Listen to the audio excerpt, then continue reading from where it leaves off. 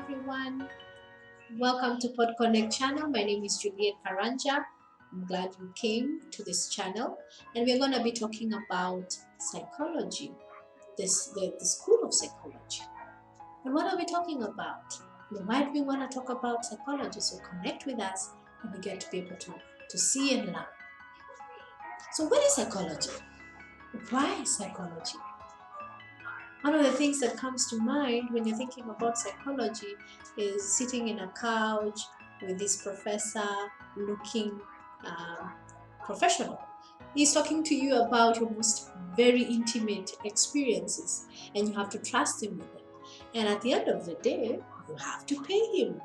And so you wonder, why do I need to pay to get advice that I can probably get from my friends?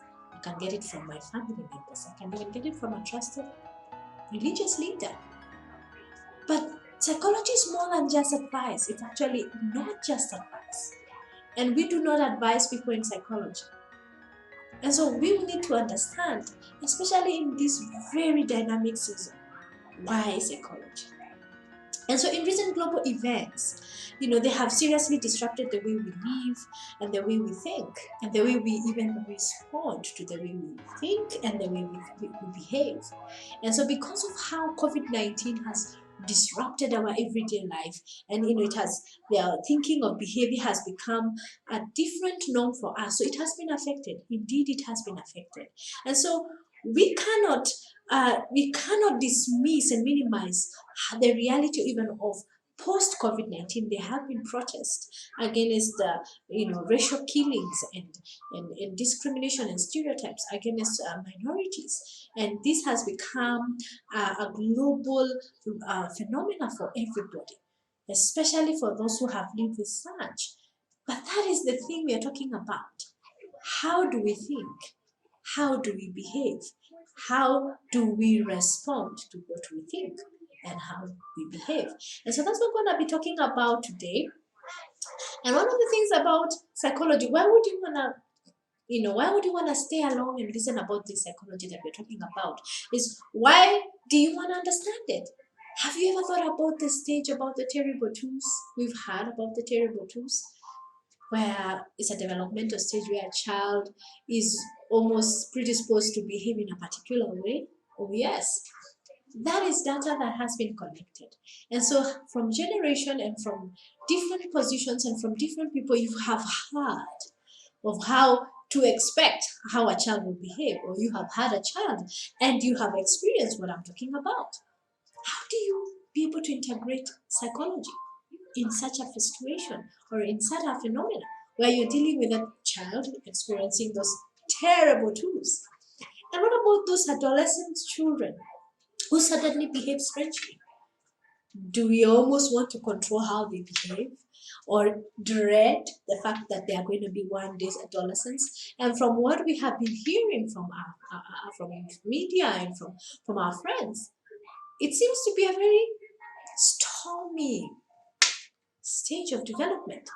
How can psychology help you handle such a stage?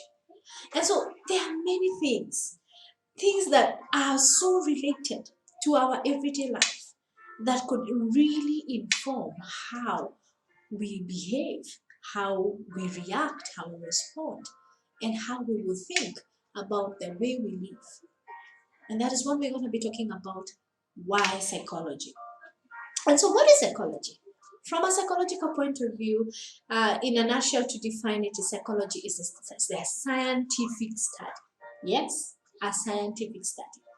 I say this because many of the time psychology has been associated to mythology, pseudoscience, many other concepts that have come with new age and new modern concepts that really have their own world views about the way people think and the way people behave. And so we have to underscore that psychology is a scientific study. And it's a scientific study of behavior and mental processes. How and why people behave the way they do, what motivates their behavior. Mental processes are the processes that you and I cannot see, the unseen. We often can't see behavior because we can actually relate with how a person behaves, whether they're they're behaving in an individual concept or context, or they are even in a group setting or in a societal setting.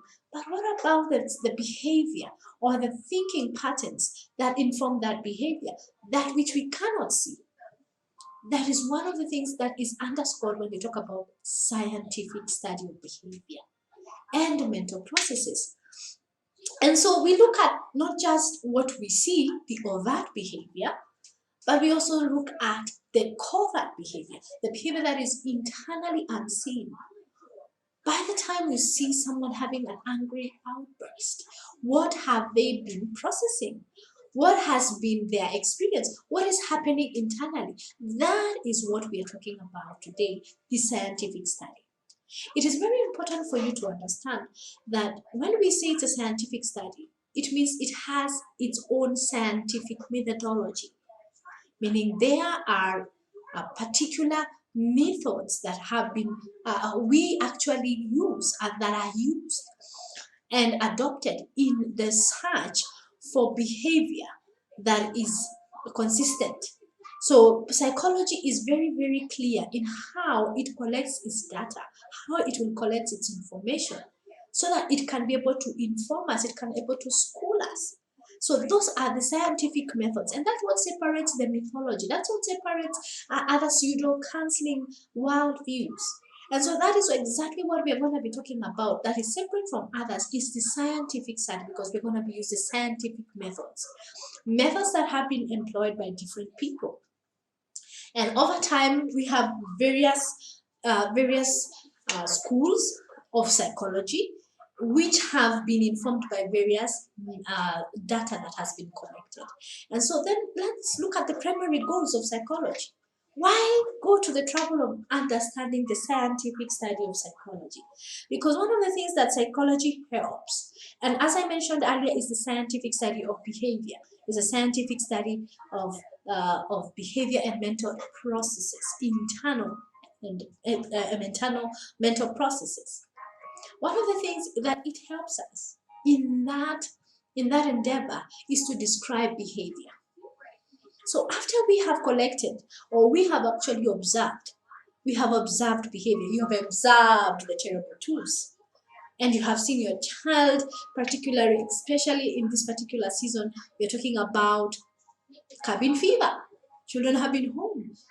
They have experienced a disconnect from their very stable and consistent systems and structures.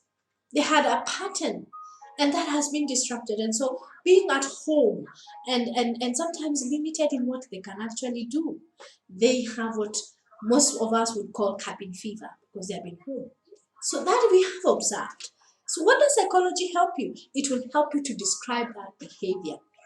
What is the nature of that behavior? It is restless. The child is restless. The child will have tantrums. The child is uncontrollable, unconsolable. The child has a quite aggressive outburst. The child is restless. All these are what we observe from that behavior. So a psychology will help you to describe that behavior. Then we also talk about understand and explain behavior. So once we have understood what does that particular behavior, what is its nature, how can it convey, what is the context of that behavior? And so now we come and we start to understand what is informing the child in terms of how they are behaving. So we want to describe. And one of the things we could describe is they are experiencing cabin fever. They are restless because they have been disconnected from their structures, from their routine. And children thrive when there are routines. They feel safe.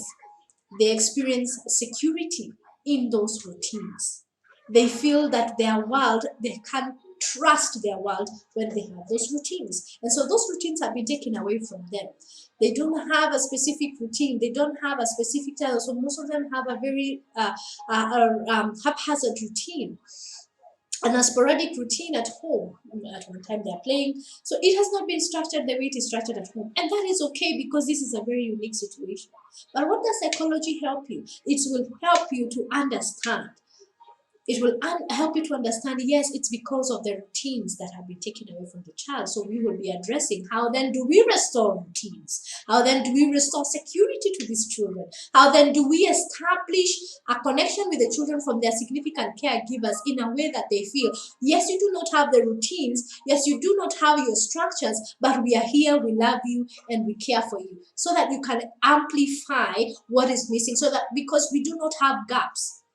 So those outbursts are a cry for what is missing, so we can meet those needs. So we are able to understand and explain that behavior, and especially why does it occur.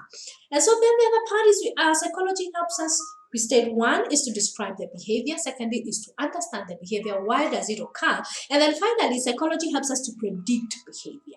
Now we have seen, and over time there has been data that has been collected, has been observed, so we have been able to describe the data, we have been able to understand it, and so now we have documents and documentations, we have books, we have articles, we have a lot of information about how to handle a child at that particular time. So therefore, knowing that this is what I am going to be expecting in these particular years and this particular developmental stage of my children, whether it is the terrible twos or it is the adolescence, how do I respond?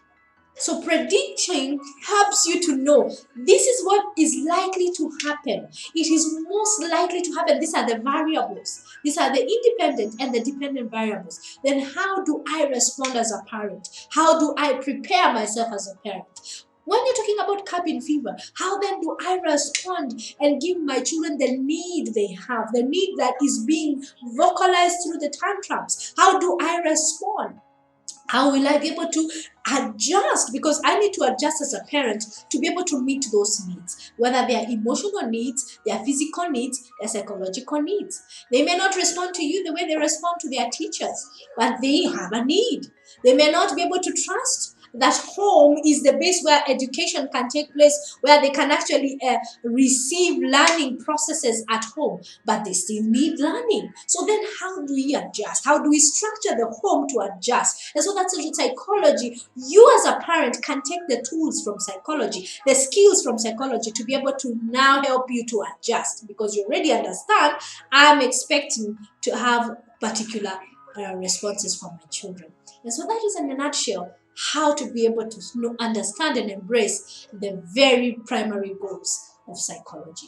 And so join us in our next program. And before we wind up on this particular segment of why psychology, I'd like to ask, what are some of the things that you can do to be able to describe behavior, to be able to understand behavior, and to be able to predict it? So it was for now, bye for now from Pod Connect. See you on our next segment.